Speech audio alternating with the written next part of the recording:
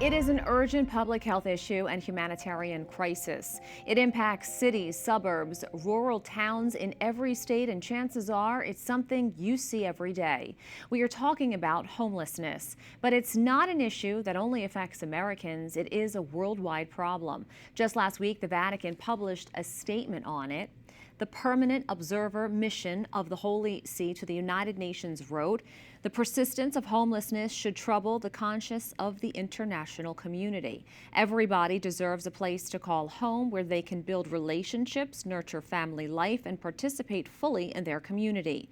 Housing should therefore be viewed not just as a commodity or financial asset, but as a cornerstone of society at the service of the common good."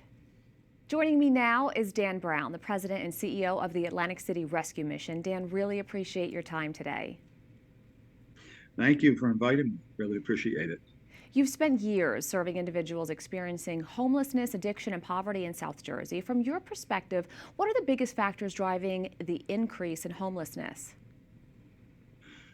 Well, what we've come to understand is that mental illness has come to the forefront as a very big factor in those who are experiencing homelessness. It's been many, over the years, there's been addiction, both alcohol and narcotic kind, and then just traumatic family events, deaths of a loved one, things like that. But the largest number in recent years is really dealing with mental health. And so that really has come to the forefront. And unfortunately, we're seeing the larger number in the female population. So it's an interesting dynamic of what we're coming across. In working at other networks, I've reported on the mission's outreach, including early morning boardwalk outreach programs to try to bring homeless people to the shelter. The Atlantic City Rescue Mission does do more than just that emergency shelter. Can you share more about the mission's ongoing efforts, including offering meals, addiction recovery, and job readiness? Oh, they're great programs that we have. I mean, when someone steps through the doorway into the mission, it's their worst day. And our task, our job to serve them as we've been called to be servants to the poor and servants to the homeless, is to really provide them with hope. That seems to be the biggest thing they're lacking when they come in is hope. They feel hopeless. So they come to the mission, they do an intake, and immediately we begin to do an assessment on what their needs is. Is it a mental health issue? Is it an addiction issue?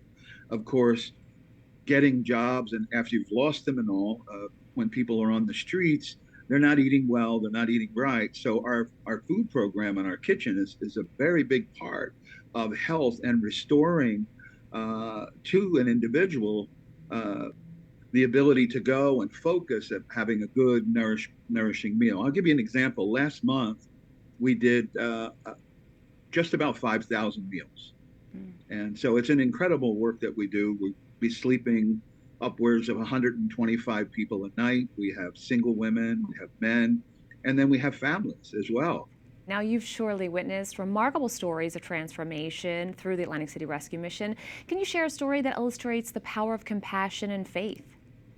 Some individuals that come to mind, there was a fellow who came through after he graduated the work readiness. He went into the Overcomer program.